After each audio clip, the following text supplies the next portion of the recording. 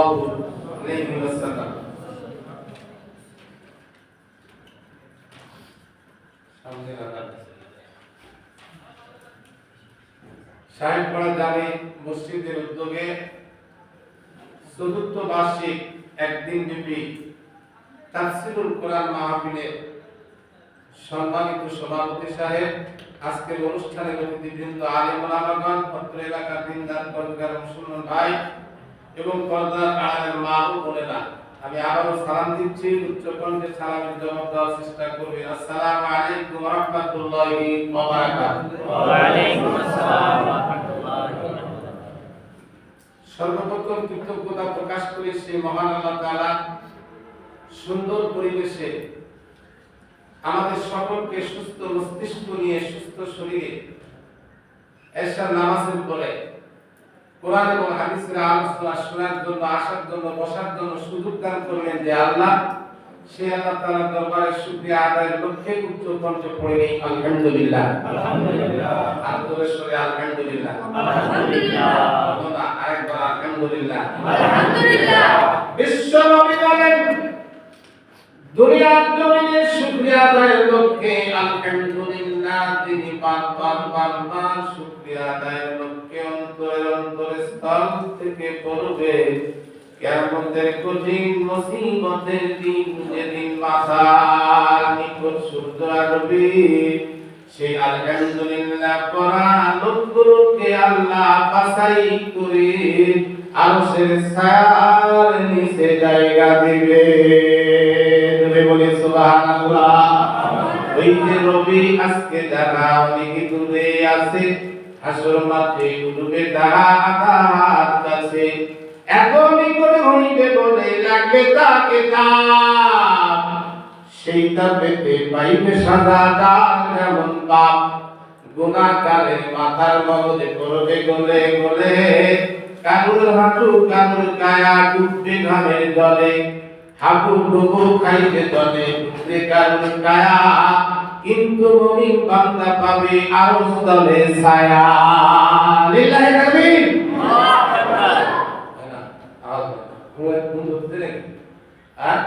কথা বল না, কি ব্যাপারটা কবরস্থান না জিন্দাস্থান? একটু দর্শনে বলবেন, কারণ সাক্ষী দিবেন, সবে মালিক হবে।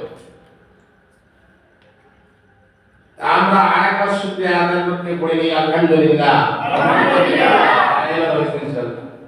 পরিশেষে বিশ্ব রাসূলের প্রতি দরুদ ও সালাম, যিনি সম্পর্কে আল্লাহ পবিত্র কোরআন কারিমে বলেছেন, ওয়া মা আরসালনাকা ইল্লা রাহমাতাল লিল আলামিন, বিশ্ববাসীর জন্য রহমত। সেই নবী হচ্ছেন আহমদ মুস্তাফা, মুহাম্মদ মুস্তাফা। সকলে পড়ে নিই সাল্লাল্লাহু আলাইহি ওয়াসাল্লাম। আমি আপনাদের সামনে ছোট্ট একটা আয়াতে কারিমা তেলাওয়াত করেছি পবিত্র কোরআন কারীম থেকে। কোরআন থেকে কথা বলার চেষ্টা ইনশাআল্লাহ করব। ছোট্ট একটা আয়াতে কারিমা তেলাওয়াত করেছি। এই আয়াতকে সামনে রেখে আয়াত প্রসঙ্গে বর্তমান প্রেক্ষাপটের উপরে কিছু কথা বলার চেষ্টা ইনশাআল্লাহ করব। আল্লাহ তাআলা আমাদের সকলকে বাস্তব জীবনে আমল করার নিয়তে শোনা এবং বোঝা তৌফিক যেন দান করেন। সকলে পড়ে নেই আল্লাহুম্মা আমিন। আল্লাহ পড়ে নেই আল্লাহুম্মা আমিন।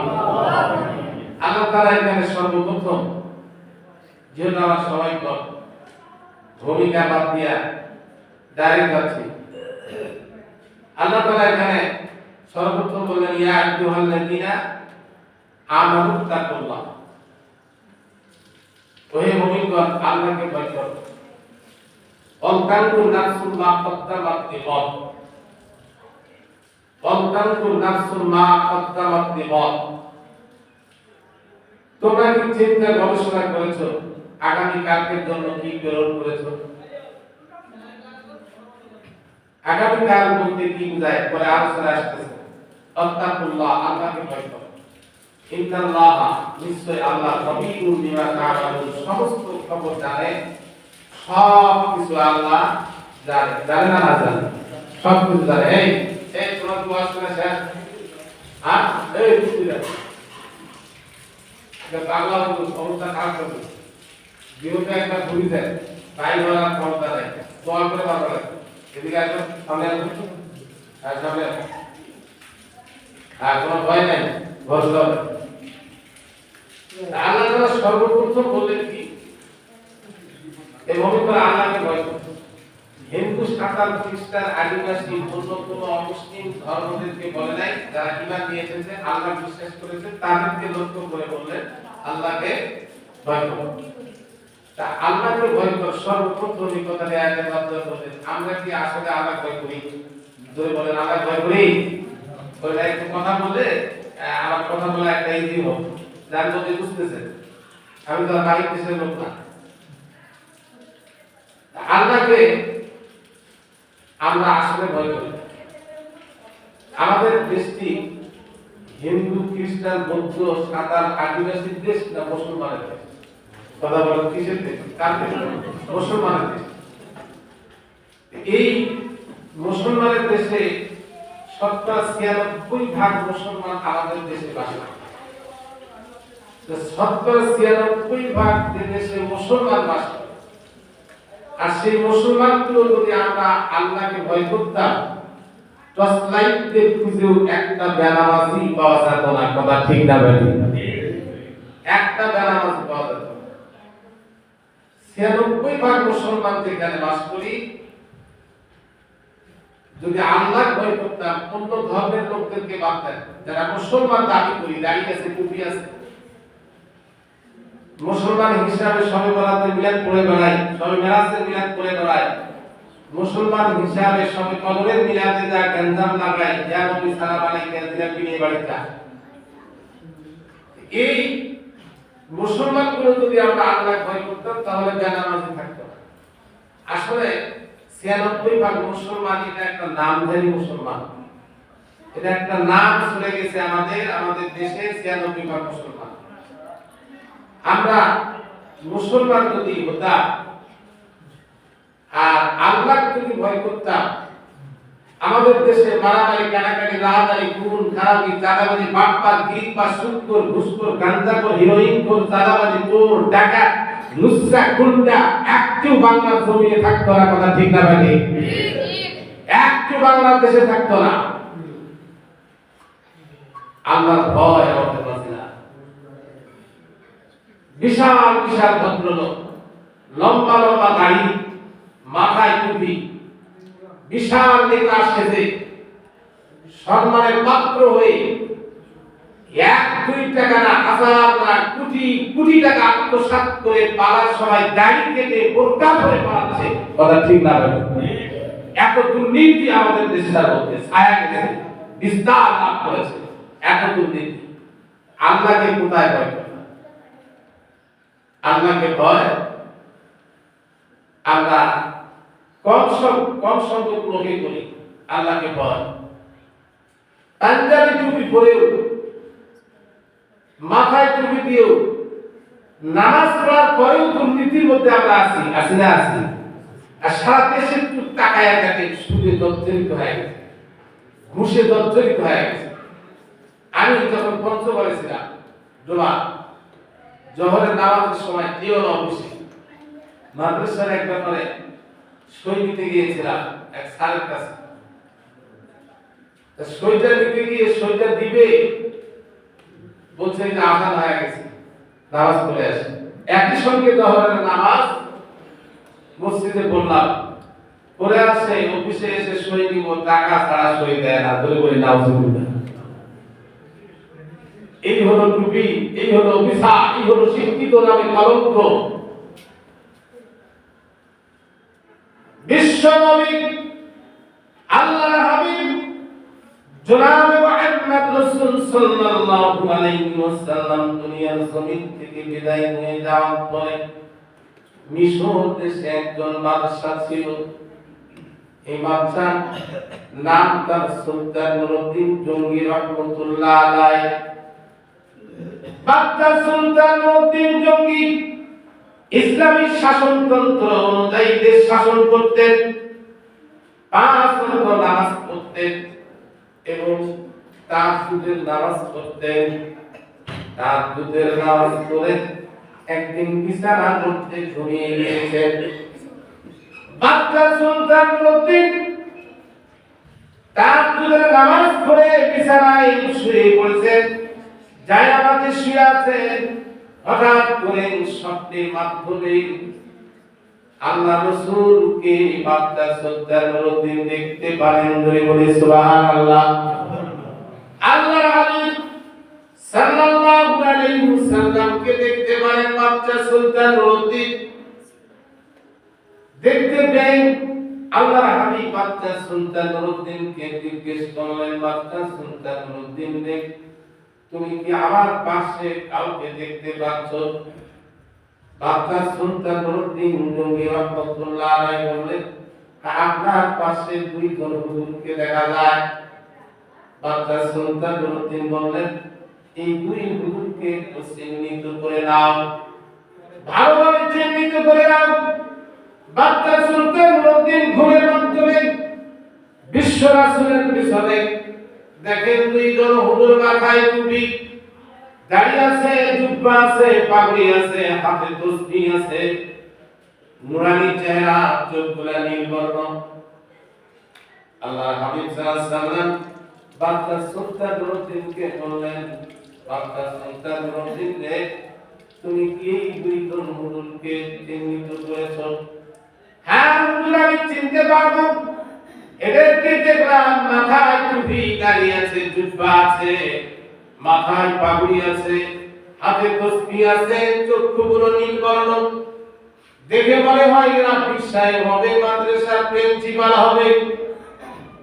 আল্লাহর নবী বললেন, বাচ্চা সুলতান নুরউদ্দিন, আর দেরি করিস না, এই মুহূর্তে তোমার দেশ থেকে মদিনার দিকে রওনা হয়ে যাও। ও বাচ্চা সুলতান নুরউদ্দিন, মদিনায় গিয়ে মদিনার জনগণের মাঝে খোঁজ করবে। এই লোকগুলোকে, দুই হুজুরকে খুঁজে বাহির করবে। এই দুই হুজুরকে খুঁজে বাহির করে এই দুই হুজুরকে তুমি হত্যা করবে। দুই বলি নাউজুবিল্লাহ। সকলে বলছে হত্যা করবে।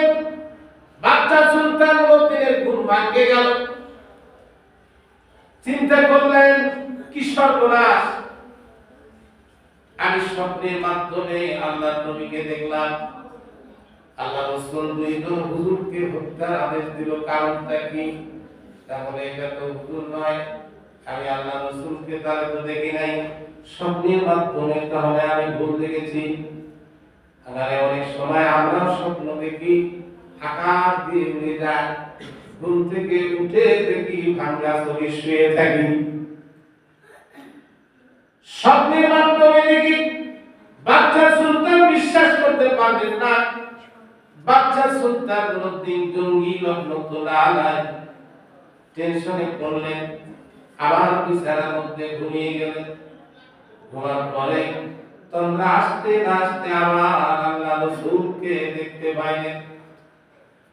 আল্লাহ বাচ্চা সুলতানকে ডেকে বলছেন, আচ্ছা সুলতান রে, তুমি কি মদিনায় যাওয়ার জন্য প্রস্তুতি গ্রহণ করছো না? তুমি কি এই দুই হুজুরকে ধরে হত্যা করার জন্য চেষ্টা চালাবে না? বাচ্চা সুলতান দেরি করবে না, তাড়াতাড়ি যা। আমার ঘুম ভাঙে যায়। বাচ্চা সুলতান নুরউদ্দিন চিন্তায় পড়লেন, না রে, আমি কি স্বপ্নে দেখতেছি? আল্লাহর নবী কেন দুইজন হুজুরকে হত্যার আদেশ দিবে? আরে তাহলে তো আমি স্বপ্নেই ভুল দেখলাম। আবার বিশ্বাস করতে না পারে আবার ঘুমিয়ে পড়লেন। তখন আস্তে আস্তে আল্লাহ রাসূল ডাক দিয়ে বললেন, এ বাচ্চা সুলতান নুরউদ্দিন, তুমি দেরি করছো কেন? আমি নবী, তুমি কি, তোমার কি বিশ্বাস হয় না? তাহলে যাও মদিনায় গিয়ে মদিনার জনগণের মাঝে খোঁজ করে এই দুইজন হুজুরকে বাহির করে হত্যার ব্যবস্থা কর। এইবার বাচ্চা সুলতান নুরউদ্দিন ঘুম ভাঙতে যায়, হঠাৎ করে ব্রেনে ধরা পড়লো, আমি তো আসলে ভুল দেখি না, ঈশ্বরিক দেখেছি রাসূলকে। কারণ আল্লাহ রাসূলের চেহারা শয়তান নকল ধারণ করার ক্ষমতা আল্লাহ শয়তানকে দেয় নাই। দুনিয়ার দুনিয়াতে ব্যক্তি রাসূলকে স্বপ্নের মাধ্যমে দেখবে, বাস্তবেই সে স্বপ্নের মাধ্যমে রাসূলকেই দেখতে পাবে। ধরে বলি সুবহানাল্লাহ। কারণ শয়তান বিভিন্ন প্রকার প্রাণী, মানুষ জাতির আকৃতি ধারণ করতে পারে, আল্লাহ নবীর আকৃতি শয়তান ধারণ করতে পারে না। বাচ্চা সুলতান মধ্যে বিদ্যুৎ যোদ্ধার সৈন্য সঙ্গে করে নিলেন, বিদ্যুৎ যোদ্ধার সৈন্য সঙ্গে করে নিয়ে মদিনার দিকে রওনা হলেন। হাদিয়া সম্পর্কিয়া মদিনার দিকে রওনা হয়ে গেলেন। মদিনায় গেলেন, মদিনায় গিয়ে সাকুরা করলো।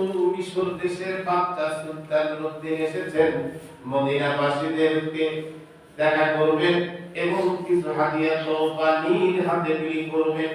এইটা আসল উদ্দেশ্য তার ছিল না। তার আসল উদ্দেশ্য ছিল যে আমার সঙ্গে যখন মদিনার জনগণ দেখা করতে আসবে এবং আমার সঙ্গে যখন কাছে আসবে, আমি যখন হাদিয়া তোফা দিব, তখন ওই সময়ের মধ্যে ওই রাসূলের পাশে ওই হুজুরকে চিহ্নিত করতে পারবো। সাকুরা করা হলো মদিনার জমিনে।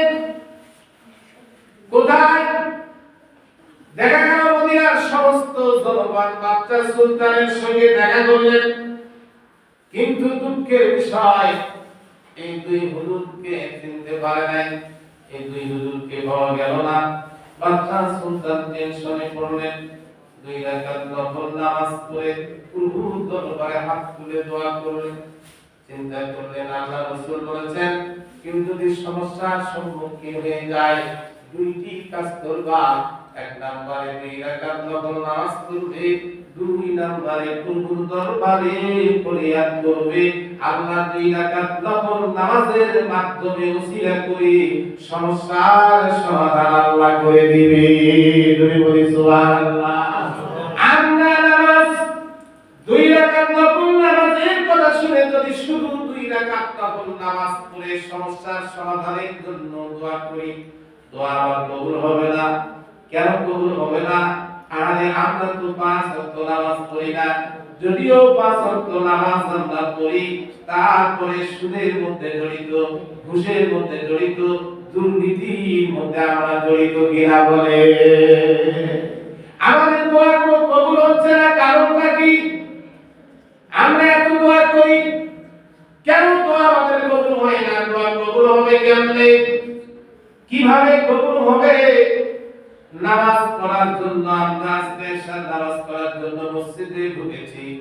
এই মসজিদে এশার নামাজের জন্য আমরা আসলাম, নামাজ আদায় করলাম। আপনারা বলেন তো নামাজের ফরজ কয়টি? 13টি করে কম কয়টি? আরো ধরে 13টি ফরজের 1 নাম্বার ফরজ কি? ওমা বলেন 1 নাম্বার ফরজ কি? শরীর পাক।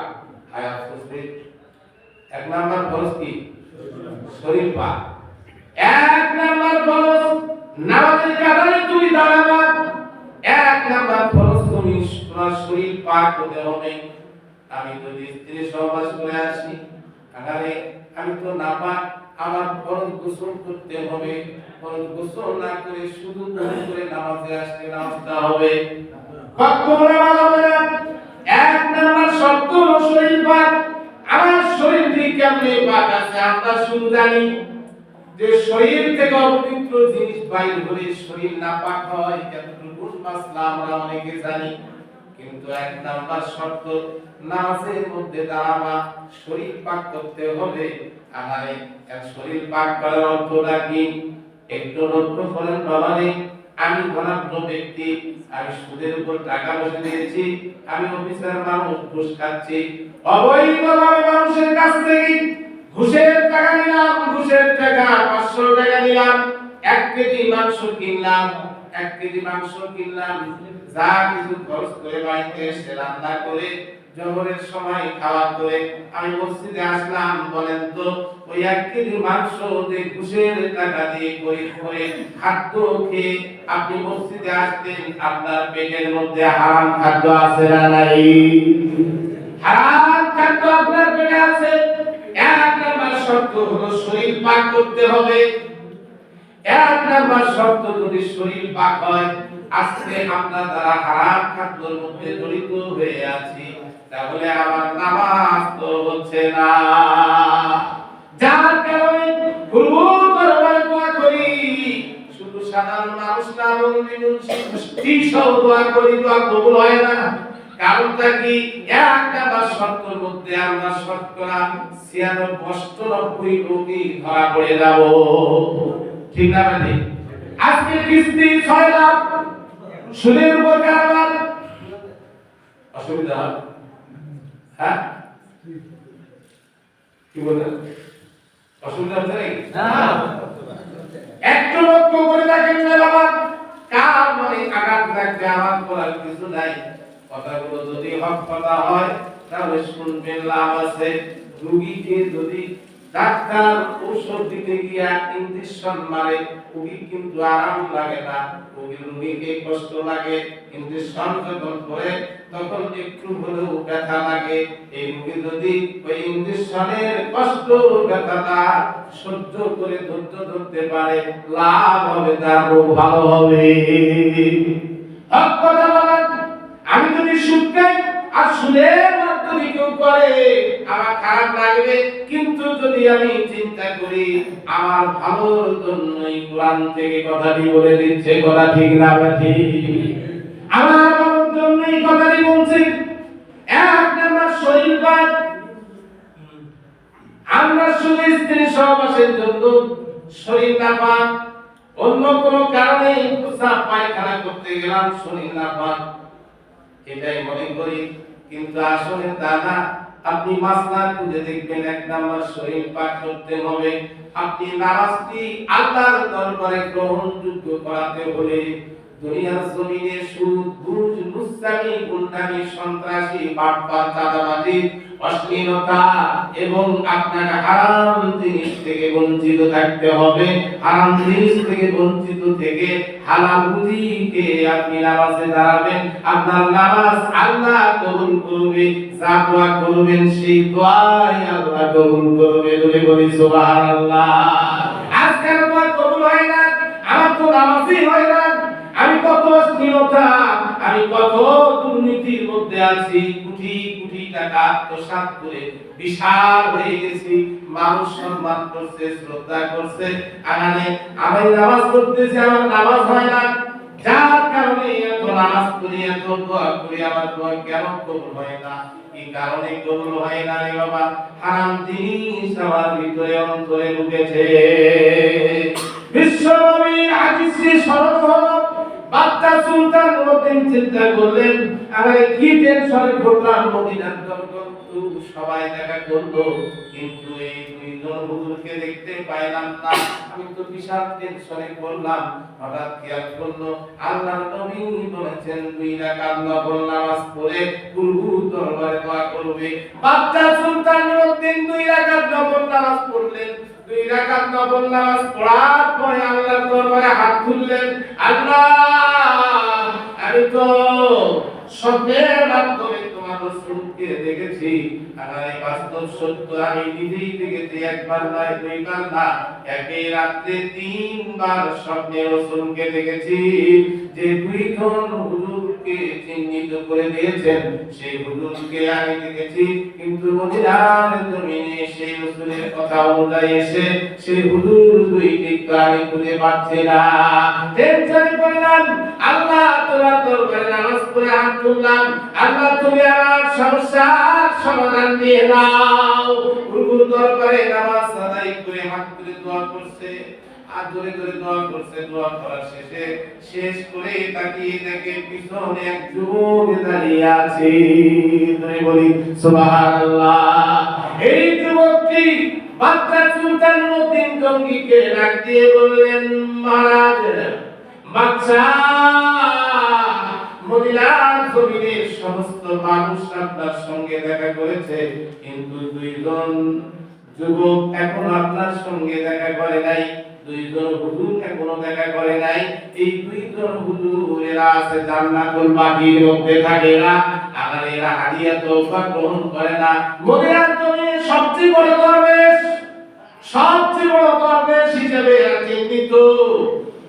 এবার বাচ্চা সুলতান নূরউদ্দিন জঙ্গি রহমাতুল্লাহ আলাইহি ডাক দিলেন, বললেন এই দুই হুজুরকে ডেকে নিয়ে আসো। দুই হুজুরকে নিয়ে আসা হলো। দূর থেকে বাচ্চা সুলতান নূরউদ্দিন দুই হুজুরের দিকে তাকাইয়া চিনতে পেরেছে, যার কারণে বাচ্চা সুলতান নূরউদ্দিনের শরীরের লোমগুলো যেন দাঁড়িয়ে গিয়েছে, চোখগুলো মোটা হয়ে গিয়েছে। এবার দুই হুজুরকে সামনে আনলেন। সামনে নিয়ে আসার পরে বলছেন, তোমাদের পরিচয় দাও। বাচ্চা সুলতান নূরউদ্দিন চিন্তা করলেন, এই দুই হুজুরকে হত্যা করার জন্য রাসূল বলেছে, আমি এদেরকে হত্যা তাড়াতাড়ি করব না, এদেরকে হত্যা করব, কিন্তু আমার জানা দরকার আল্লাহর নবী হয়ে কেন দুই হুজুরকে হত্যার আদেশ দিল, কি কারণে হত্যার আদেশ দিল আমাকে জানতে হবে। শুনে তবে আসে না নাই এই ছেলেগুলো কোথায় এই বাড়ি থাকতেছে নাকি? এই একটা বিয়ে হবে কিনা আমরা জানি। একটু জিকির করে নেই, লা ইলাহা ইল্লাল্লাহ, লা ইলাহা ইল্লাল্লাহ। চলে জিকির করবেন, খুব থাকবে না, শয়তান পালিয়ে যাবে। লা ইলাহা ইল্লাল্লাহ, পালা রে পালা তুই জলদি পালা, পালা পালা পালা রে জলদি পালা, টানা হয়ে তুই পড়বি ধরা, ঝুলবে গলায় তোর জুতার মালা, পালা রে পালা জলদি পালা, পালা রে পালা তুই জলদি পালা। আল্লাহ দিয়েছেন আল কোরআন, মানুষের চলার সংবিধান, ঠিক না ভাই? আল্লাহ দিয়েছেন আল কোরআন, মানুষের চলার সংবিধান, মানে না কোরআনের বিধান, মানে না যারা কোরআনের বিধান, আসলে তারা তো বড় বেঈমান, বড় বেঈমান।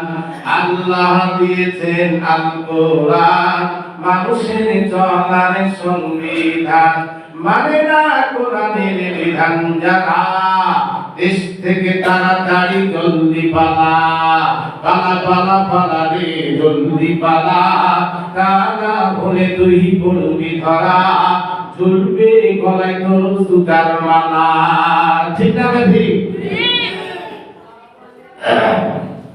বাচ্চা সুলতান নূরউদ্দিন চিন্তা করলেন, এই দুই হুজুরকে আজকে হত্যা করব, তার আগে এদের কারণ জিজ্ঞেস করি, এদের কি করছে রাসূল এদেরকে হত্যা করতে বলছেন। বাচ্চা সুলতান নূরউদ্দিন এই দুই হুজুরকে সামনে নিয়ে এসে জিজ্ঞেস করতেছেন, তোমরা কারা, তোমাদের পরিচয় দাও। তারা বলল, আমরা ইউরোপ দেশের লোক। একটি কথা মাত্র সত্য বলেছিল, আমরা ইউরোপ দেশের লোক, আমরা হজ করতে এসেছি মক্কায়, মক্কায় হজ করতে এসে মক্কা থেকে মদিনায় রাসূলের জিয়ারত করার জন্য এসেছি। রাসূলের জিয়ারত করতে এসে আমরা দুইজনেই রাসূলের প্রেমে পাগল হয়ে আমরা মদিনায় আসি, সিদ্ধান্ত নিয়েছি যে আল্লাহ রাসূলের কবর জিয়ারত এখানে থাকলে বারবার করা যাবে। রাসূলের প্রেমিক হিসাবে রাসূলকে ভালোবাসা দিকে লক্ষ্য করে আমরা সিদ্ধান্ত নিয়েছি আর জীবনে বাড়িতে যাব না, দেশে যাব না, আমরা এই মদিনার জমিনে থাকবো, এখানেই আমরা বাসা নিয়েছি। বাচ্চা সুলতান নূরউদ্দিন বললেন, সত্য করে স্টেটমেন্ট দাও, তোমরা কারা, কারা তোমরা? বাচ্চা সুলতান রাগ হয়ে গেল, সত্য স্টেটমেন্ট দাও।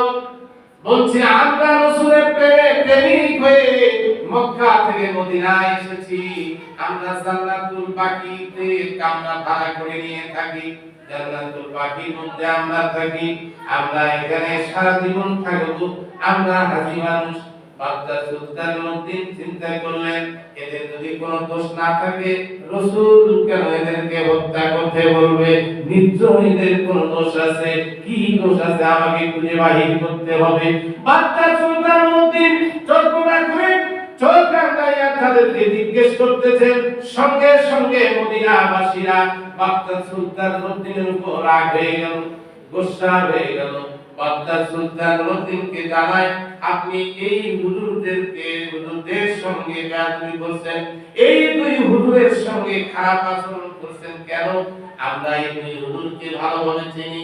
বাচ্চা সুলতান নুরউদ্দিন বললেন, কেমন করে তোমরা ভালোভাবে চিনো? মদিনার জনগণ বাচ্চার সামনে স্টেটমেন্ট দিচ্ছে যে এই দুই হুজুর মদিনার জমিনে সবচেয়ে ইবাদত বেশি করে, এরা দরবেশ মানুষ, এরা মহিলার কাছে যায় না, এরা হাদিয়া তো গ্রহণ করে না। এই দুই হুজুর গরিব অসহায় ব্যক্তিদেরকে সাহায্য সহযোগিতা করে, গরিব অসহায় ব্যক্তিদেরকে সাহায্য সহযোগিতা করে। এই দরবেশ মদিনার জমিনে সবচেয়ে এক নাম্বার দরবেশ, এরা ভালো লোক। আর এই লোকগুলোকে আপনি এরকম করে অযথা কষ্ট দিচ্ছেন। বাচ্চা সুলতান নুরউদ্দিন বললেন, এ মদিনাবাসীরা, তোমরা একটু অপেক্ষা করো, আমি যা জানতে পেরেছি তোমরা জানো না, আরে তোমরা একটু অপেক্ষা করো। বাচ্চা সুলতান নুরউদ্দিন এবার এদেরকে বললেন, তোমরা কোন কামরায় থাকো, নিয়ে যাওয়া হলো জান্নাতুল বাকির মধ্যে একটি কামরার মধ্যে থাকে।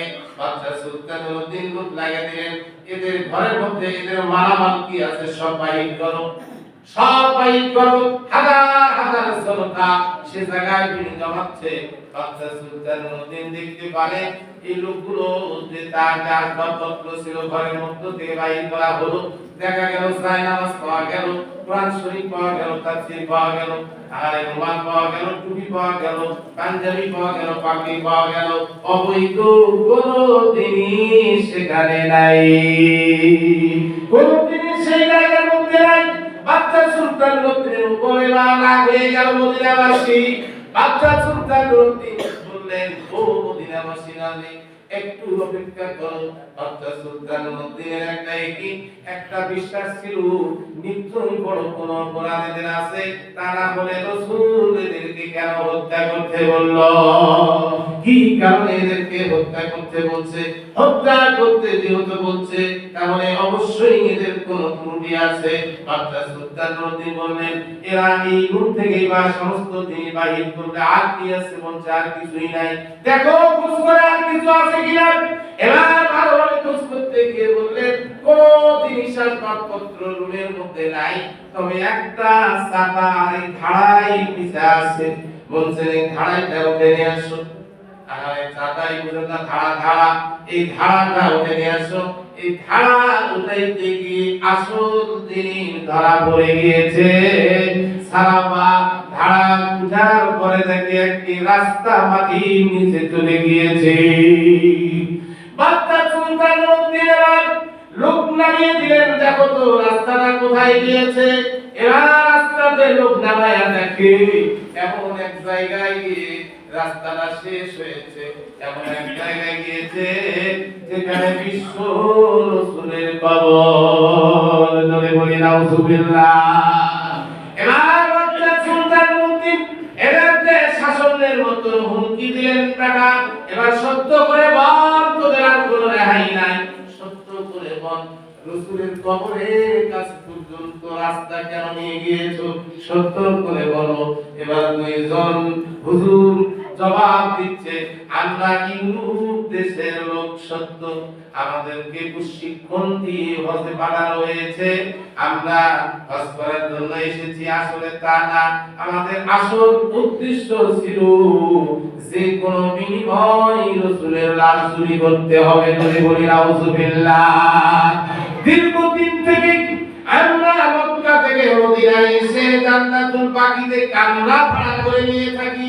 গভীর রজনীতে মাটি কাটি আর দূরে নিক্ষেপ করি, কেউ জানে না, কেউ বোঝে না। আমরা ঘুরতে ঘুরতে এমন জায়গায় পৌঁছেছি, আর একটি রাত যদি আমরা ঘুরতাম তাহলে রাসূলের লাশ আমরা পেয়ে যেতাম। এই ঘটনাটি বোঝার কারণ হলো, পাঞ্জাবি টুপি কোনদিন জান্নাতে নিয়ে যাবে না, দাড়ি কোনদিন জান্নাতে নিয়ে যাবে না। বর্তমান যুগেও দাড়ি রেখে ঘুষের মধ্যে আছে, সুদের মধ্যে আছে। পাঞ্জাবি জুব্বা টুপি পাগড়ি পরেও মেয়েদের সঙ্গে মিলামিশা সেনাকারী হিসাবে ধরা পড়তেছে, বোরকা পরে হিরোইন পরে হিসাবে ধরা পড়তেছে। কথা ঠিক না ঠিক?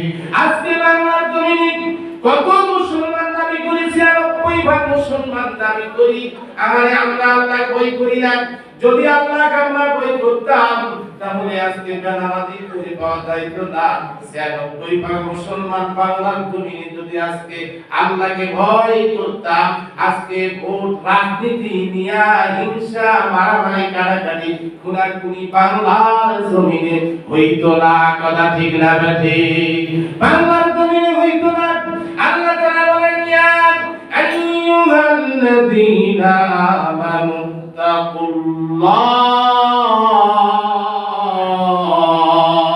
আল্লাহু আকবার। আল্লাহকে ভয় করুন।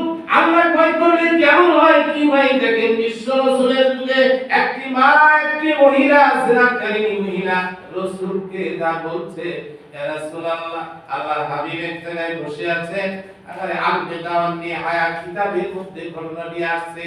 এই মহিলাটি গিয়া রাসূলকে বলছে, ইয়া রাসূলুল্লাহ, আমি পর পুরুষের সঙ্গে জিনা করেছি, আমার বিচার কোরআন হাদিস দিয়ে যা হয় তাই করে, আমি নিজে বিচার স্বীকার করার জন্য আপনি তো নেতা, আপনার কাছে এসেছি।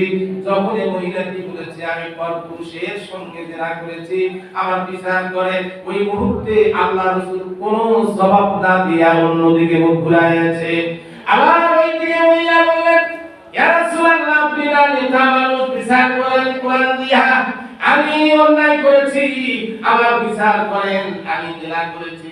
আবার রাসূল আরেকদিকে মুখ ঘুরালেন, তৃতীয়বারে আবার মেয়েটি যা বললেন, ইয়া রাসূলুল্লাহ, কেন, কারণটা কি? আমার কথা আপনি কেন শুনতেছেন না? কারণটা কি? আল্লাহ রাসূল আরেকবার মুখ ঘুরালেন, চতুর্থবারে মুখ ঘুরালেন। মুখ ঘোরার পরে মেয়েটির সামনে গিয়ে বলছে, ইয়া রাসূলুল্লাহ, আমি শুনেছি আপনি আল্লাহর নবী, পৃথিবীর জমিনে আপনি নেতার নেতা, বিশ্ব নবী, বিশ্ব নেতা, আপনি কোরআন দিয়ে ফয়সালা করেন। আমি আপনার কাছে আসার কারণ হলো, আমি পরপুরুষের সঙ্গে জিনা করেছি, পাপী হয়েছি। আমি তাফসীর শুনতে গিয়া, ওয়াজ শুনতে গিয়ে, কোরআনের বর্ণনা শুনতে গিয়া জানতে পারলাম, আর এই অবস্থায় আমাকে একটু করে ইসরাকারী হিসাবে জাহান্নামে যাইতে হবে। জাহান্নামের আগুন আমি সহ্য করতে পারবো না। ইয়া রাসূলুল্লাহ, এই ভয়ে আমার কম্পন শুরু হয়ে গিয়েছে, যার কারণে আমি দুনিয়ার জমিনে জীবিত থাকাকালীন আপনার কাছে কোরআনের বিচারের ফয়সালার জন্য এসেছি। আল্লাহর নবী বললেন, তুমি পরপুরুষের সঙ্গে জিনা করে তোমার পেটে কি বাচ্চা এসেছে? যে হ্যাঁ, আমার পেটে বাচ্চা এসেছে। আল্লাহর নবী বললেন, তোমার বিচার ফয়সালা আমি কোরআন দিয়াই করব, তবে তুমি এই মুহূর্তে বাড়ি দাও। নেতা কাকে বলে, বিচারক কাকে বলে? বর্তমান যুগে ছেলে মেয়ে ধরা পড়েছে, দেখা তো দূরের কথা, শুনেছে, বিচার দান করেছে। নেতা সবাই কথা বলে নাই, টাকা যেই দিকে রায় সেই দিকে, কথা ঠিক না ঠিক? আইনে বিচারক হাদিস শরীফের মধ্যে আসছে, ন্যায় বিচারক কিয়ামতের দিনে কোনো হিসাব হবে না, বিনা হিসাবে আল্লাহর জান্নাতে যাবে। এবং খাজালি বিচারক এই যদি দিনে 40 ওয়াক্ত নামাজও পড়ে তারা জাহান্নামে যাবে, জাহান্নামে যাবে। আল্লাহ রাসূল কেমন বিচারক ছিল? আল্লাহর নবী মেয়েকে ডাকতে বললেন, পেটে কি বাচ্চা আছে? হ্যাঁ, আমার পেটে বাচ্চা আছে। তাহলে একটা কাজ করো, বাড়িতে যাও, আমি কোরআন দিয়ে ওয়াদা দিলাম, কোরআন দিয়ে বিচার ফয়সালা তোমার আমি করব। মেয়েটি বাড়ি চলে যায়। বাড়ি চলে যাওয়ার পরে চিন্তা করলেন, ছটফট করতেছে, না হলে জাহান্নামের বর্ণনা আমি শুনলাম, জাহান্নামের বর্ণনা যেভাবে আমি শুনেছি, জাহান্নামের যে আগুনকে 3000 বছর তাপ দেওয়া হয়েছে, আমি যদি জাহান্নামের আগুনে যাই আমি তো সহ্য করতে পারবো না। আমার পেটের বাচ্চা কত সালে কত দিনে জন্মগ্রহণ করবে জানি না, আর এই বিচারের আগে যদি আমি মৃত্যু বরণ করি তাহলে আমি তো জাহান্নামে হব। এই জাহান্নামে মারা যাওয়ার পরে আল্লাহ আমাকে জাহান্নামে দিবে, কেমনে জাহান্নামের আগুন আমি সহ্য করব? আল্লাহর ভয় থাকলে কি হয়, একটু ঘটনাটি দেখেন রে বাবা। মেয়েটি ছটফট করে, কবে আমার পেটের বাচ্চা ভূমিষ্ঠ হবে, আমি কবে রাসূলের দরবারে যাব, কেমন করে আমার বিচার কোরআন দিয়ে আমি পাবো? আমার তা না হয়ে জাহান্নামের আগুন তো আমি সহ্য করতে পারবো না। আর বাংলার জমিন শুধু না, যারা মুসলমান হিসাবে আমরা দাবি করি, আমরা যদি আল্লাহ ভয় করতাম তাহলে জাহান্নামের আগুনের শাস্তির কথা শুনে ভয় থরথর করে কেঁপে অবশ্যই নামাজের কাতারে দাঁড় হইতাম। আজকে আমরা দুর্দান্ত, আমাদের সাহস এত দুর্দান্ত, আরে সুস্থ সবল লোক, চারদিক দিয়ে সুস্থ, কোনো অসুবিধা নাই, গাড়ি আছে, বাড়ি আছে, বিল্ডিং আছে, ফজরের নামাজের সময় লাগে লাগে ঘুম পাড়তেছে। তুমি কি একটু জানো না তোমার এই শরীরটি কে বানাইছে? তোমার বিল্ডিং বানিয়েছে, অর্থ করি তোমাকে কে দিয়েছে? তুমি যে ঘুম থেকে উঠে বাজারে যাবা, ঘুম থেকে উঠে তুমি যে বিভিন্ন কর্মতে যাবা, এই পা গুলো তোমাকে কে দিয়েছে? এ বান্দারে, কিয়ামতের দিন আল্লাহ যদি একটা হিসাব নেই, আমি যে তোমাকে পানি দিয়েছিলাম, আগুন দিয়েছিলাম, অন্য কোনো হিসাব নিব না। আমার পানি আগুনের শুকরিয়া কি আদায় করেছো? কি আদায় করেছো? আগারে আজকে তোমরা চাই না আমার করে ইবাদত করো, মেশিন লাগাও, কারেন্টের সাহায্যে 5 ফিট শত শত ফিট নিচ থেকে পানি ওঠে। এই পানিটি কোথা থেকে আসে? পৃথিবীর কোন সরকার এই পানির ব্যবস্থা নিজে করেছে? আরে তোমরা কি ভুলে গিয়েছো? তোমাদের ব্রেনতে কি ধরা পড়ে না? শত শত ফিট নিচ থেকে পানি, সুস্বাদু পানি উঠে, পানি পান করো। এই পানির বিল আমি তো আল্লাহ কোনোদিন নেই না। এই পানি খায় বেঈমানি করো, এই পানি পান করো, আর আমার সাথে তোমরা বেঈমানি করো। আর এই পানির হিসাব যদি কিয়ামতের ময়দানে আল্লাহ নেয়, তখন অবস্থাটা কি হবে? আরে জাহান্নামের ভয় আমাদের মাঝে নাই। যদি জাহান্নামের ভয় আমরা করতাম, তাহলে প্রত্যেকটি লোক নামাজের কাতারে দাঁড়ায় যেতাম। জাহান্নামের ভয় যদি আমরা করতাম, তাহলে দুনিয়ার জমিনে আমরা অশ্লীলতা, বেয়াপনা, সুদ, ঘুষ, গুন্ডামি এবং চোর ডাকাত কোনো বলতে কিছুই অন্যায় থাকতো না। স্বার্থর কারণে মানুষকে কোনোদিন আমরা খুন করতাম না। জাহান্নামের ভয় এমন জাহান্নাম, আরে কেমন জাহান্নাম! পাপিষ্ঠ ব্যক্তিগুলোকে যখন জাহান্নামের গেটের কাছে নিয়ে যাবে, সূরাতুল মাআরিজ নামে ব্যাখ্যা করার সময় নাই, গেলাম না এদিকে। সূরাতুল মাআরিজ নামে একটি সূরা আছে, আপনারা পড়ে দেখবেন। জাহান্নামের গেটের মধ্যে যখন যাবে, গেট যখন খুলবে, আল্লাহ বলবে, আলাম ইয়াতিকুম রাসূলুম মিনকুম ইয়াতলুনা আলাইকুম আয়াতি রাব্বিকুম ওয়া ইউনদিরুনাকুম লিকা ইয়াউমিকুম হাযা। কেন তুমি এখানে দুনিয়ার জমিনে আল্লাহর পক্ষ থেকে কোন নবী, কোন রাসূল, আল্লাহর পক্ষ থেকে কোন আয়াতের কারিগর তোমাদের কাছে কি পৌঁছে নাই? কেন জাহান্নামের গেটে আগারে তারা স্বীকার করবে? কল বাবা, হ্যাঁ অবশ্যই। আর জাহান্নামের গেট খুলে দাও দাও করে আগুন হুক্কার দিবে। জাহান্নামের হুক্কার গর্জন শুনে জাহান্নামে যায় নাই। জাহান্নামের হুক্কার আর গর্জন শুনে গেটের সামনে নারী পুরুষ অপরাধীগুলো আল্লাহর দরবারে ফরিয়াদ করবে। কি ফরিয়াদ করবে? আল্লাহর দরবারে বলবে, আল্লাহ এই জাহান্নামের আগুন থেকে বাঁচার জন্য আমার সন্তানকে দিলাম, আমার কলিজার টুকরার সন্তানকে পৃথিবীর জমিনে সবচেয়ে বেশি ভালোবাসতাম। আল্লাহ গো, এই সন্তানকে দিলাম, তার পরিবর্তে আমাকে বাঁচতে দাও। ধরে বলি নাউজুবিল্লাহ। নিজের সন্তানকে পোষণ দিতে যাবে, আল্লাহ কবুল করবে না। নিজের স্ত্রীকে দিতে যাবে, আল্লাহ কবুল করবে না। নাসাতাল্লাহ শাওয়া, নিজের সামনা করে যাবে। আইনে জাহান্নাম আল্লাহ কোরআনে বলেছেন, কুল্লামা নাদিজাতে জুলুদুহুম বাতাল্লাহুম জুলুদান গায়রাহা ইয়াসুকুল আযাব। আল্লাহু আকবার। হাসরের ময়দান থেকে জাহান্নামে যখন নিক্ষেপ করা হবে, শরীরের মধ্যে আগুন লাগবে। আয়াতটি সূরা মায়দার মধ্যে আছে, দেখবেন শরীরের মধ্যে আগুন লাগবে, দাউ দাউ করে আগুন জ্বলবে, সারা শরীর মুহূর্তের মধ্যে পুড়ে যাবে। 42 ফিট শরীরের চামড়াগুলো মোটা হবে, যাদেরকে জাহান্নামের মধ্যে পাঠাবে এই শরীরের মধ্যে আগুন লাগবে। কুল্লামা নাদিজাত জুলুদুহুম আয়াতের ব্যাখ্যা দেখেন, আর এই শরীরে আগুন লাগে পুড়ে ভস্ম হবে, আবার অল্প সময়ের মধ্যে তাকে নতুন শরীর গঠন করা হবে। আর এই জাহান্নামের ভয়টি ওই ইসরাকারী মেয়েটি করেছিল, তার অন্তরে বাসা বেঁধেছিল, আমি অপরাধী হয়ে আমি যদি জাহান্নামে যাই, শাস্তি আমি তো সহ্য করতে পারবো না, আমার পেটের বাচ্চা কোনদিন কবে ভূমিষ্ঠ হবে। তাড়াতাড়ি আল্লাহর দরবারে দোয়া করে, আল্লাহ আমার পেটের বাচ্চাটি তাড়াতাড়ি ভূমিষ্ঠ করে দাও, এই বাচ্চা নিয়ে বিশ্ব নবীর দরবারে আমি হাজির হব এবং কোরআন দিয়ে বিচার আমি নিব। আল্লাহ রাসূলের মাধ্যমে কোরআন দিয়ে বিচার আমি গ্রহণ করব। পেটের বাচ্চাটি তাড়াতাড়ি যেন ভূমিষ্ঠ হয়। জাহান্নামের ভয়ে ছটফট করে মহিলার পেটের বাচ্চা হইল। এই বাচ্চা হওয়ার সাথে সাথে বাচ্চাকে কোরআন করে নিয়ে বিশ্ব রাসূলের দরবারে গেলেন। আল্লাহর হাবিবের দরবারে গিয়ে বলছেন, ইয়া রাসূলুল্লাহ, আপনি বলেছেন বাচ্চা ভূমিষ্ঠ হলে আমার কাছে নিয়ে আসবা, কোরআন দিয়ে বিচার দোয়া করব। ইয়া রাসূলুল্লাহ, এই যে আমার পেটের বাচ্চা জন্মগ্রহণ করেছে, আমার বিচার তাড়াতাড়ি কোরআন দিয়ে করেন।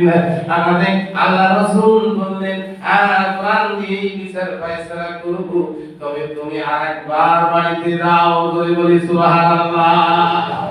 বর্তমানে বিচারকের আসলি কাম ইনকাম, আসলি কাম দেওয়ানি মানে দেওয়ানি।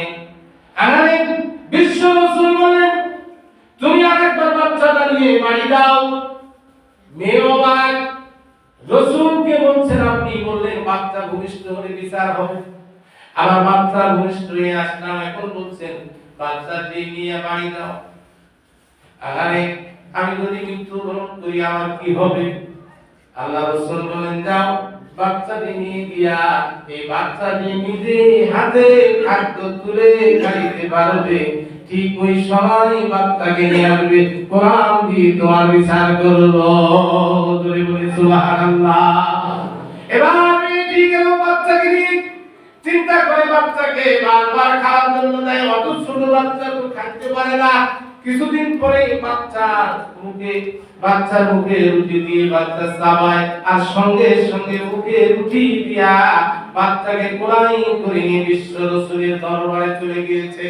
বিশ্ব রাসূলের দরবারে চলে গিয়া বলছেন, এই যে বাচ্চা রুটি খাচ্ছে দেখেন, আপনি নিজে চোখে দেখেন, ইয়া রাসূলুল্লাহ আমার বিচার কোরআন দিয়ে করেন। আল্লাহর নবী বললেন, হ্যাঁ তোমার বিচার আমি কোরআন দিয়েই করব, তবে আরেকবার বাড়ি একটু ফিরে দাও। করে বলি সুবহানাল্লাহ। এবার আমি কি অবাক, ইয়া রাসূলুল্লাহ আমার বিচার তাহলে কি? হ্যাঁ তোমার বিচার আমি রাসূল বলছি তোমার বিচার করব, তাহলে আবার বাড়ি যেতে বললেন। আল্লাহ রাসূল বলেন, বাড়ি যাওয়ার এরপরে তোমার বিচার হবে। তুমি বাড়ি গিয়া এই বাচ্চাটিকে তোমার গ্রামের মধ্যে যে কোনো একটা লোককে হাওয়ায় দিয়ে আসবা। এই বাচ্চাটি যে কোনো একটা লোকের কাছে দিয়ে বলবে যে আমি যদি জীবনে কোনোদিন ফিরে আসি তাহলে বাচ্চাটি আমাকে দিও, আর যদি আমি ফিরে আসতে না পারি তাহলে এই বাচ্চাটিকে তুমি মানুষ করিও। জোরে বলি সুবহানাল্লাহ। আল্লাহর ভয় কাকে বলে? বিচারক কাকে বলে? নেতা কাকে বলে? একটু লক্ষ্য করে দেখেন, বাচ্চাটি নিয়ে গ্রামের মধ্যে একটা লোকের হাওয়ায় নিয়ে কথা বলা করে দিলেন, যদি আমি জীবিত ফিরে আসি বাচ্চাটি আমাকে দিবা, আর যদি ফিরে না আসি বাচ্চাটিকে মানুষ করবা। এই কথা বলে রাসূলের দরবারে মেয়েটি দ্রুতি গতিতে গিয়ে হাজির। আল্লাহর নবী বলছেন, ইয়া রাসূলুল্লাহ বাচ্চাটি এসেছে হাওয়ায়, আমার বিচার কোরআন দিয়ে আপনি এখন করেন। আল্লাহর নবী আগারে বিচার কোরআন দিয়ে ফয়সালা করলেন। মেয়েটিকে পাথর বুক পর্যন্ত ফুটিয়ে পাথর নিক্ষেপ করলেন, মেয়েটি ইন্তেকাল করলেন। যে সাহাবাকে পাথর নিক্ষেপ করার দায়িত্ব রাসূল দিয়েছিলেন, সেই সাহাবা চিৎকার করে রাসূলকে বলছেন, ইয়া রাসূলুল্লাহ, ইয়া হাবিবাল্লাহ, আমি তার শরীরে পাথর মারতে গিয়া তার শরীর থেকে রক্ত আমার শরীরে পড়েছে, একটা জেনাকারী মেয়ের রক্ত আমার শরীরে পড়েছে, আমি তো পাপিষ্ঠ হয়ে গেলাম। আল্লাহর নবী ডাক দিলেন, জেনা কালিমে বলিও না, আমি রাসূল বলছি তোমার গায়ে জান্নাতি মেয়ে রক্ত পড়েছে। জোরে বলি সুবহানাল্লাহ, লিল্লাহি তাকবীর। আল্লাহর নবী কি দাফন করলেন? আল্লাহ রাসূল ঘোষণা করে দিলেন যে কেউ যদি জান্নাতি কবর দেখতে চাও তাহলে এই মহিলার কবর দেখে যাও। এই কোরআনের বিধিবিধানগুলোকে যদি আমরা মানতে পারতাম, আমরা যদি অশ্লীলতা বেহায়াপনা সুদ ঘুষ দূরীভূত করতে পারতাম, কোরআন দিয়ে সমাজ যদি গঠন করতে পারতাম, কোরআন দিয়ে জীবনকে যদি গঠন করতে পারতাম, তাহলে বিনে হিসাবে আল্লাহর জান্নাতে যাইতে পারতাম। কিন্তু সেই দিকে আমাদের নাই। ৯৭-৯৬% মুসলমানের দেশে আমারে এখন পর্যন্ত ৫০% লোক ৫ ওয়াক্ত নামাজ পড়েই না। কথা ঠিক না বেঠিক? দাঁড়িয়ে আছে, টুপি আছে, কত বড় নেতা নেত্রী আছে, কোটি কোটি টাকার মালিক যে কিভাবে হলো আল্লাহই ভালো জানে। আরে কিভাবে যে এত টাকার মালিক হলো? তাহলে যদি আত্মসাৎ করি আমরা এবং অন্যায় পথে হারামকে যদি আমরা দুনিয়ার জমিনে চলি, হারামকে নিজে মানুষকে ঠকাই নাই, একটু লক্ষ্য করে দেখবেন নিজেই আমি ঠকেছি। কেমন করে নিজে ঠকলাম? আমি একটি লোকের কাছ থেকে সুদের টাকা নিলাম, একটি লোকের কাছ থেকে ঘুষের টাকা নিলাম, একটা লোকের কাছ থেকে ছিনতাই করলাম। এই টাকা পয়সার খাদ্য কিনে খাদ্য খাইয়া আমি যে নামাজ মৃত্যুর আগ পর্যন্ত নামাজ পড়তেছি, আমার কোন নামাজ কবুল হয় নাই, কোন নামাজ কবুল হয় নাই। যাই হোক, আমার পরে কেমন আছে আমি মনে হয় সময়টা পার করতেন না, সময়টা বেশি হয়ে গেছে। আচ্ছা, তাহলে শেষ করে দিই। হ্যাঁ, চলেন একটু জিকির করে নেই। লা ইলাহা ইল্লাল্লাহ, জোরে লা ইলাহা ইল্লাল্লাহ। ফেরাউন বলে আসিয়া রে, মুসার কালেমা দে সারিয়া। ফেরাউন বলে ও আসিয়া, মুসার কালেমা দে সারিয়া। আসিয়া বলে জীবন দিব, শহীদ হব, মুসার কালেমা ছাড়ব না। লা ইলাহা ইল্লাল্লাহ, লা ইলাহা ইল্লাল্লাহ। আমি জাতি কারীম আপনাদের সামনে তেলাওয়াত করে দুইটি পয়েন্টের একটি পয়েন্ট এতক্ষণ পর্যন্ত কথা বললাম, আমানুত্তা বললাম, আল্লাহর ভয়। এবার আসুন ওয়াক্তানজুর নাফসুমা কদ্দামাত লিগাদ। আগামী কালকের জন্য তোমরা কি প্ল্যান করেছো?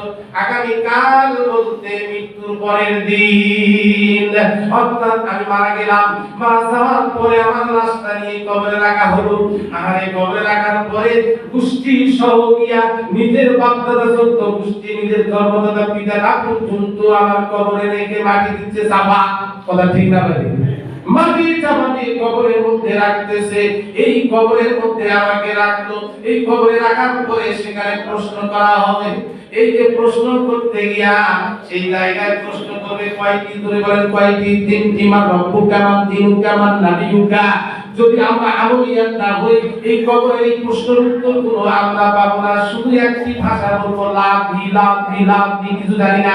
যখন বলবে কিছু জানি না, এই কবরের মধ্যে শাস্তি আল্লাহ বলেন মাঈশাতান দঙ্কা ওয়া নাহশুরুহু ইয়াওমাল কিয়ামাতি আমা। আরে আল্লাহ তাআলা বলেন যে জিকির থেকে মুক্তি পেলে দুইটি শাস্তি। মাঈশাতান দঙ্কা, কবরে যখন যাবে দুই দিক থেকে মাটি এসে চাপা দিয়া হাত মানুষগুলো ভক্তা বানায়া দিবে। আর এমন একটি ফেরেশতা আসবে ঠসা, বয়রা, অন্ধ এবং দেখবে না, কথা বলতে পারে না, শুনবেও না, এরকম একটা লোকের শরীরে, এই ফেরেশতার শরীরে লম্বা লম্বা কাঁটা থাকবে। এই কাঁটা ফেরেশতা দিয়ে এসে কবরের ব্যক্তিটিকে জড়িয়ে ধরবে, সারা শরীরটি তার রক্ত জর্জরিত হবে, আর্তনাদ করবে, চিৎকার করবে। আর এই যে কবরের চিৎকার, এই কবরের যে আর্তনাদ করতেছে, ওখানে কোনো বাপ নাই, ভাই নাই, মা নাই, বাপ ভাই বোন যারা ছিল কবরে মাটি দিয়ে এসে বাড়িতে এসে গ্রামের মানুষকে সঙ্গে নিয়ে জামাই বেটিকে সঙ্গে নিয়ে পিকনিক খাওয়ার জন্য লিস্ট করতে থেকে কত টাকা দিবে 7 দিন পর যাবত বাড়ি, কথা ঠিক না ঠিক? 7 দিন পর যাবত শুরু হবে খাওয়া দাওয়া, অর্থাৎ মরে গেলে যে কি আনন্দ, মরে যাওয়ার সাথেই সাথে খাওয়া দাওয়া রেডি। মরে গেলে খালি বলবি এগুলা দোষ দেয়, যারা মরা খাওয়া হয় কয় কি আহাত, কিন্তু তার আগে ওই বেটা লাইন বসে খাওয়ার জন্য, কথা ঠিক না ঠিক? তার আগে খাওয়া দাওয়া। যাই হোক, আমি যে কথাটির জন্য একটু টান দিচ্ছি সেটি হলো এই কবরের মধ্যে যে শাস্তি হবে, এখানে সাপ আসবে, এই জায়গার মধ্যে কাঁটা বোবা অন্ধ এরকম ফেরেশতা এসে এবং লোহার হাতুড়ি দিয়ে পিটাবে। আল্লাহ বলেন ওয়ান্তানজুর নাফসুন, আগামী কালকের জন্য কি গবেষণা কি পাঠিয়েছো, অর্থাৎ ওই কবরের শাস্তি বাঁচার জন্য, ওই কিয়ামতের শাস্তি থেকে বাঁচার জন্য দুনিয়ার জমিনে তোমরা কি কর্ম করেছো। আরে আসরের মাঠে আমি যখন সূর্যটি মাথার কাছে আসবে, সূর্যের তাপে কিয়ামতের ময়দান পুড়িয়ে তামা হয়ে যাবে, পাপিষ্ঠ ব্যক্তির মাথার মগজগুলো গলে গলে পড়বে এবং নাক-কান পর্যন্ত, জিহ্বাখানি নাভিস্থল পর্যন্ত ঝরে পড়বে। ইয়াউমা লা ইউগনি মাওলান আম-মাওলান শাইয়্যা ওয়ালা হুম ইনসারুন, কোন বন্ধু সুপারিশ করবে না, সুপারিশ করবে না। ওই কিয়ামতের মর্মান্তিক দৃশ্য তখন শুরু হবে, চিৎকার করবে, আর্তনাদ করবে। আর চিৎকার আর্তনাদ যখন করবে, কেউ তখন কাছে আসবে না, কেউ কাউকে খুঁজেও পাওয়া যাবে না। এমন এক দৃশ্য, এমন এক ময়দান, কিয়ামতের ময়দানে এমন এক দৃশ্য, একটা কথা বললে বুঝে আসবে। 7ম খণ্ড বুখারী শরীফের মধ্যে ঘটনা আসছে। আমাদের জাতির পিতাকে তো বলেন, আমাদের জাতির পিতাকে নাম কি? আল্লাহ আস্তাগফিরুল্লাহ, জোরকার নাম কি? মিল্লাতা বিকুম ইব্রাহিম, আল্লাহু আকবার। ওয়া সাম্মাকুমুল মুসলিমিন, আল্লাহু আকবার। মুসলমান জাতির পিতা ইব্রাহিম আলাইহিস সালাম আসরের ময়দানে সর্বপ্রথম আল্লাহ তাকে এত সম্মানিত করবে। জান্নাতের আদম আলাইহিস সালাম থেকে শেষ জামানার রাসূল পর্যন্ত যত নবী রাসূল পৃথিবীতে আল্লাহ পাঠিয়েছেন, হাসরের মাঠে সমস্ত নবী রাসূলের মধ্যে সর্বপ্রথম জান্নাতি পোশাক মিল্লাতে ইব্রাহিম আলাইহিস সালামকে পরা হবে। জোরে বলি সুবহানাল্লাহ। এত সম্মানিত আল্লাহ তাকে করবেন। এই মিল্লাতে ইব্রাহিম আলাইহিস সালামের সঙ্গে তার বাবা দেখা হবে। তার বাবার নাম কি? জোরে বলেন আযর। কি নাম? আযর। এই বাবার দেখা হবে। বাবা দেখা পাওয়ার পরে দেখে মনির অবস্থা, আহারে কাকুতি মিনতি করে অসহায় হয়ে কিয়ামতের ময়দানে বাবার সামনে, বাবা এসে সন্তানের সামনে দাঁড়াবে। বুখারী শরীফে ঘটনাটি আসছে, ইব্রাহিম আলাইহিস সালামের সামনে এসে দাঁড়াইয়া সন্তানকে বলবে, বাবা আল্লাহর নবী হচ্ছেন ইব্রাহিম, জাতির পিতা ইব্রাহিম, আল্লাহ সম্মানিত করেছেন, করবেন। আর এত বড় নবী ছিলেন, এত বড় নবী ছিলেন ইব্রাহিম আলাইহিস সালাম। এই যে গত মাসে বিশ্ব রাসূল মেরাজে গিয়েছিলেন, আল্লাহ রাসূল যা দেখেন বাইতুল মামুর মসজিদের প্রাচীর মধ্যে ট্যাক লাগাইয়া একটি নুরানি চেহারা যুবক বসে আছেন। হাজার লক্ষ ছোট বাচ্চাগুলো আর ইব্রাহিম আলাইহিস সালামের কাছে ঘুরছেন। এবার আল্লাহ রাসূল বললেন, ইনিকে? জিবরাইল বললেন, ইনি হচ্ছে জাতির পিতা ইব্রাহিম। ধরে বলে সুবহানাল্লাহ। এত সম্মান করলেন, বাচ্চাগুলো কারা? আল্লাহ রাসূলকে জিবরাইল বললেন, এই বাচ্চাগুলো হচ্ছে দুনিয়ার জমিনে যে সমস্ত নারী পুরুষ ছোট্ট বাচ্চাগুলো মৃত্যুবরণ করেছিল নাবালক অবস্থায়, বাবা বলে ডাক দিয়ে তৃপ্তি মিটে নাই, মা বলে ডাক দিয়ে তৃপ্তি মিটে নাই। দুনিয়ার জমিন থেকে নাবালক নারী পুরুষ এই ছোট্ট বাচ্চাগুলোকে যখন কবরে রাখা হয়, আল্লাহ নির্দেশ ক্রমে বাচ্চাগুলোকে মিল্লাতে ইব্রাহিমের নিকটে জমা করা হয়। জোরে বলি সুবহানাল্লাহ। এত সম্মানী একজন নবী এই ইব্রাহিম আলাইহিস সালাম যখন হাসরের ময়দানে তার বাবা দেখা পাবে, তার বাবা মূর্তি পূজারী শুধু না, মূর্তি বানার কারিগর ছিল ইব্রাহিম আলাইহিস সালামের বাবা। মূর্তি বানাইয়া বিক্রি করত, কারিগর ছিল। এই আদর এবং আল্লাহর আদম ইব্রাহিম আলাইহিস সালামের সামনে এসে তার সন্তান বাপ আর বেটা দেখেন, এটা দুনিয়ার হাসরের মাঠ কেমন পার্থক্য এখানে দেখেন। বাপ আর বেটা, ইব্রাহিম আলাইহিস সালামের বাবা ইব্রাহিম আলাইহিস সালামের কাছে দেখা পাবে, আর ইব্রাহিম আলাইহিস সালামের কাছে এসে বলবে, বাবা আমি ভুল করেছি, আমার জন্য আজকে একটু প্রভুর দরবারে তুমি দোয়া করো, ক্ষমা চাও, তুমি তো নবী দাদির পিতা। ইব্রাহিম আলাইহিস সালামে একটু দয়া হবে বাবার দিকে লক্ষ্য করে, মনের অবস্থা এক পর্যায়ে বুখারী শরীফে আছে, ইব্রাহিম আলাইহিস সালাম আল্লাহর কাছে দোয়া করার জন্য হাত তুলে দোয়া করতে যাবে, ঠিক ওই মুহূর্তে আল্লাহর তরফ থেকে আওয়াজ ভেসে আসবে, হে ইব্রাহিম কার জন্য তুমি দোয়া করো, আমি কোন কাফেরদের জন্য জান্নাত বানাই না, আমি কোন কাফেরদের জন্য জান্নাত বানাই নাই। বেটা নবী, সেই মশহুর নবী ইব্রাহিম সাল্লাম আর তার বাবার দেখাবে, যখন দোয়া করতে যাবে আল্লাহর তরফ থেকে নিষেধ আসবে, মানে কিয়ামত হাসরের মাঠ ঠিক কোন দিক, এই কথা দিয়ে আল্লাহ এখানে বলছেন, ওয়াল তানজুরু নাফসুম মা কদ্দামাত লিগাদ, আগামী কালকের জন্য কি প্রণ করেছো, গবেষণা করেছো, চিন্তা করেছো, আগামী কাল অর্থাৎ কবর থেকে হাসরের মাঠে তুমি যাবা, হাসরের মাঠে কি নিয়ে তুমি দাঁড়াবা, কি সম্পদ নিয়ে তুমি দাঁড়াবা, আগামী কি সব আসতে বলে আমি সারি দিচ্ছি, কি সম্পদ নিয়ে দাঁড়াবা। ইব্রাহিম আলাইহিস সালাম দোয়া কবুল হয় নাই, ঠিক ওই মুহূর্তে ইব্রাহিম আলাইহিস সালাম দোয়া বাদ দিয়া নিচের দিকে তাকায়া দেখবে একটা জানোয়ারের আকৃতি ধারণ করে পড়ে থাকবে, ইব্রাহিম আলাইহিস সালামের চোখের সামনে জানোয়ারকে জাহান্নামে নিক্ষেপ করবে, বলে বলি নাউজুবিল্লাহ। আমাদের হাসরের মাঠ কঠিন ময়দান, কেউ কাউকে পরিচয় দিবে না, কেউ কাউকে সেই দিন সুপারিশ করবে না, এমন একটা মর্মান্তিক দৃশ্য শুরু হয়ে যাবে। সেই দিন অনেকে আল্লাহর দরবারে ফরিয়াদ করবে, রব্বানা ওয়াকালাল্লাযীনা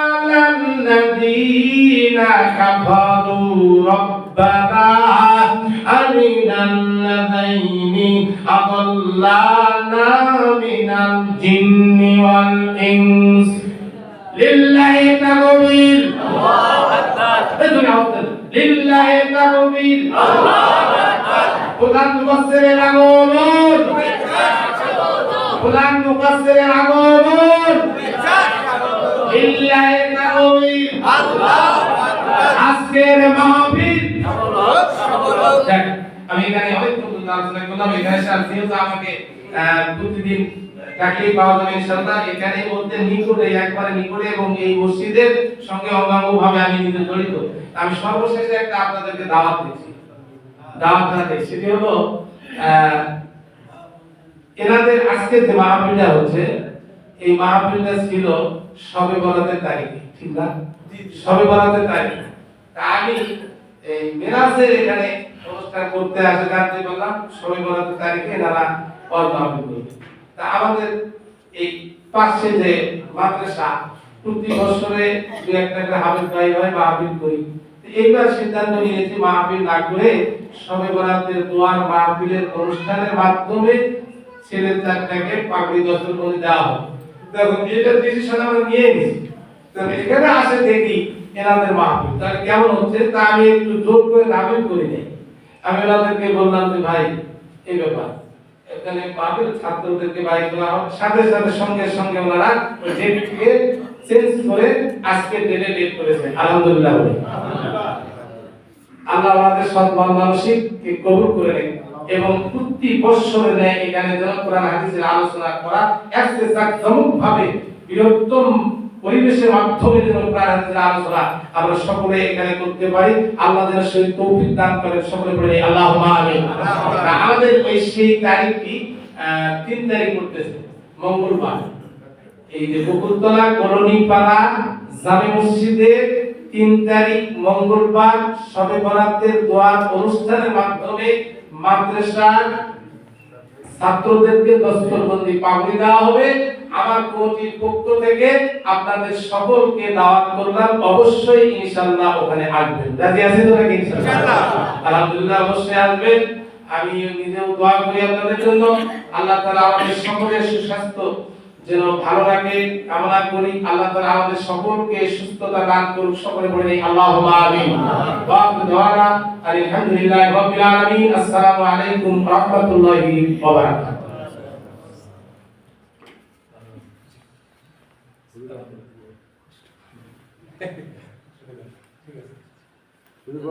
আপনি পাঠিয়ে বলুন। আসি আমি ইয়া বলে আসি। ঘোষণা দেন না? নাই? আপনি ঘোষণা দিয়ে দেন। আমি তো এই ঠিকানাটা বলে দেন, তারপরে বলে দেন। ওই যে ওখানে আছে। আরে ইয়া আছে না? লিফলেট আছে। বলে দেন, বলে দেন।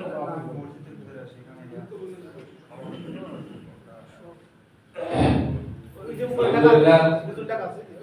সাহেবপাড়া জামে মসজিদের উদ্যোগে বাৎসরিক চতুর্থ বার্ষিক তাফসীরুল কোরআন মাহফিলের প্রধান মেহমান, প্রধান মুফাসসির উনি মঞ্চে আসন গ্রহণ করেছেন। এখন আমাদের সকলের সামনে আলোচনা রাখছেন আজকে মাহফিলের প্রধান আকর্ষণ, প্রধান বক্তা হাফেজ মাওলানা মোহাম্মদ আল আমিন হোসাইন ভাই। আলোচক বৃন্দ মোহতামিম মহিদীপুর হাফিজিয়া মাদ্রাসা ও খতিব মির্জাপাড়া জামে মসজিদ জয়পুরহাট, ওনাকে আলোচনা রাখার জন্য সবিনয় অনুরোধ করছি। আচ্ছা, যাই হোক, কমিটির পক্ষ থেকে আমাকে কথাটি জানালেন। আমাদের মোহাম্মদ সাহেব আলোচনার শেষে দোয়া হবে, দোয়া করে আমরা কমিটির পক্ষ থেকে একটু তাবারকের ব্যবস্থা আছে, সকলে তার দোয়া করে তাবারক নিয়ে যাবো ইনশাআল্লাহ। রাজি আছেন তো নাকি? ইনশাআল্লাহ। আলহামদুলিল্লাহ।